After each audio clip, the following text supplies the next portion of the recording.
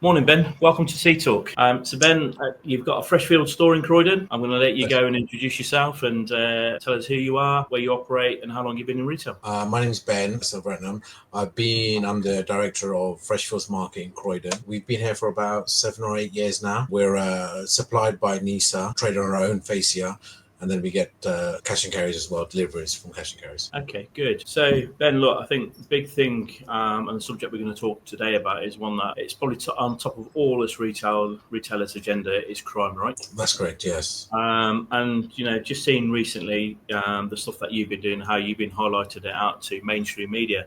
So really good that is that you've had it out on RTV, BBC, Channel 5, and Sky News. So what's it doing in your store at the moment, and what are you doing to combat this ever-growing issue? Well, we've been, as I said, 7 or 8 years. It was never this bad. Recently, what we found over the last year and this year, is crime rate has rocketed. Anywhere when we initially opened, we were doing 3-4 incidences a week, and now we'll have up 5-10 a day. Wow. So it's non-stop. We are in Croydon. Obviously, Croydon has a reputation, with knife crime and gang culture, and we suffer from all of that.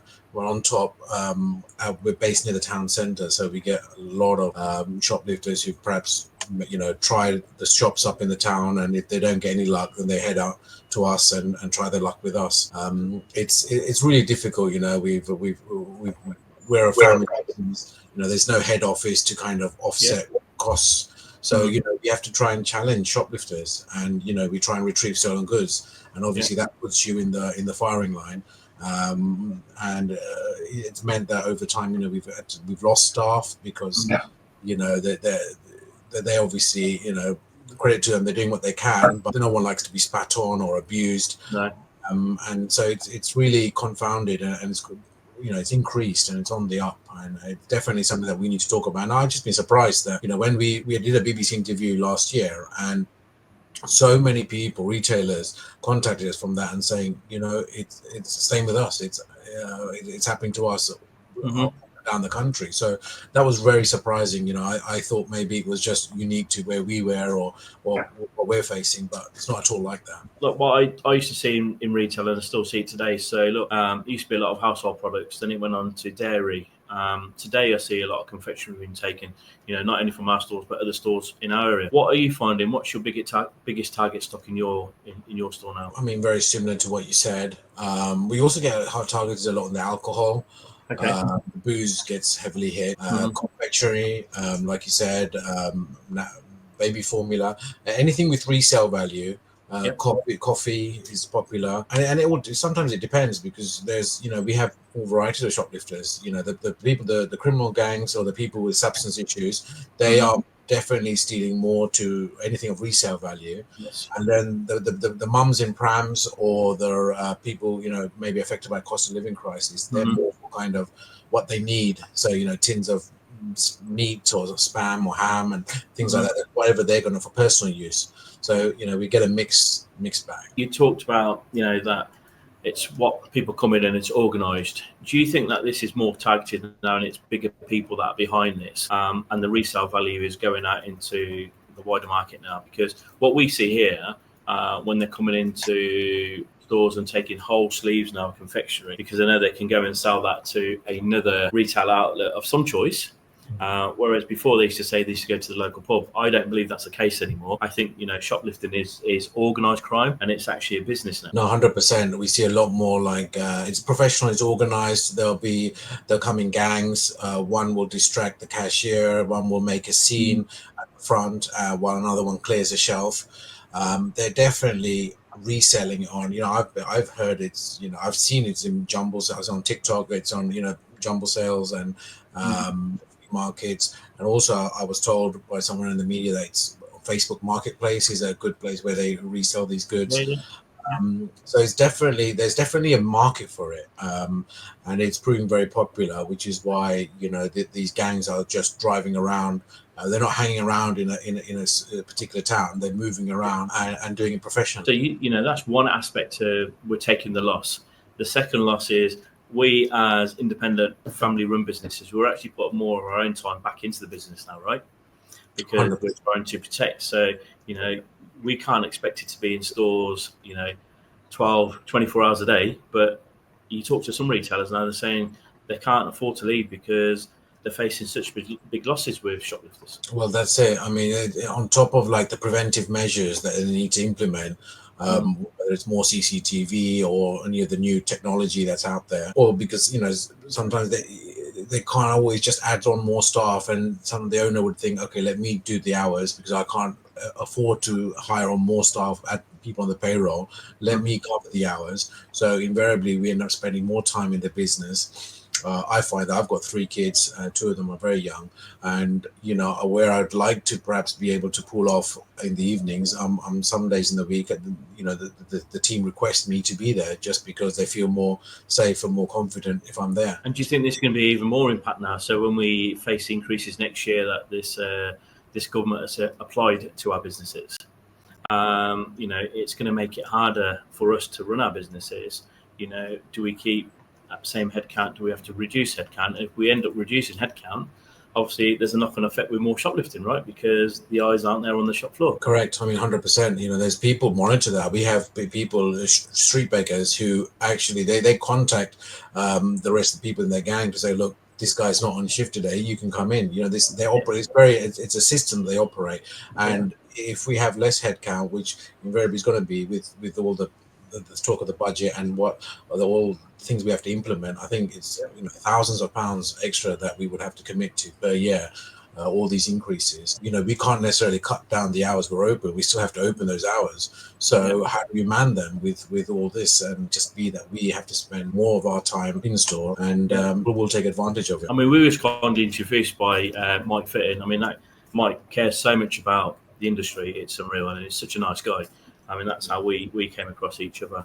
And look, I think the thing that people don't talk about out there is actually what is the impact on our businesses and mental health, right?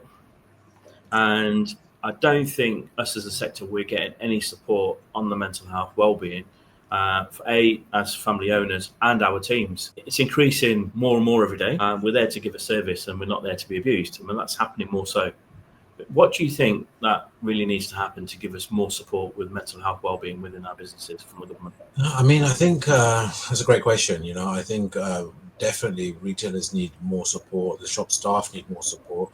I mean, we had to install glass and steel structure around the till area because we kept getting jumped, and the girls get spat on, and they handed in notice, 2 of them, and we had to invest so much of our own money because no one else. We had no grant or no funding. We were spending so much to improve security and kind of make sure people feel safe coming into work. Make sure that they feel that they're not going to get attacked. And so we're doing a lot of policing in the area, things that perhaps, you know, our jobs as retailers is we would like to do what we're good at, which is retail. Not necessarily, you know, police the area around the store, police how people treat us and how they come in.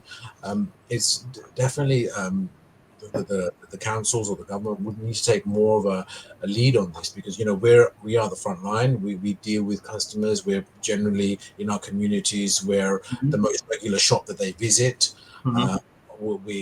We do all the services, especially now with, you know, with the banks closing. So if you have a post office or you have a pay point or payment terminal, then or parcel terminals, then we're taking in a lot of services that used to be done by 3, 4, 5 different businesses, and we're all combining it under one roof.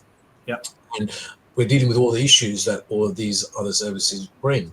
And, you know, I don't think there's any recognition from the government that we're actually a vital line, support structure for the community, but we're not getting that same support ourselves. I think, you know, the more we talk about it, the more we highlight this to the government and local government, then they just need to be made aware of this. Yeah, I mean, that's an important message. You know, throughout COVID, it was the community stores that were the heroes that kept the communities going. And we do that because we care. You're 100% right. We need more support as an industry from government to combat this problem, because, you know, these incidents will keep rising, and, you know, we need to retain and keep people in our sector, right?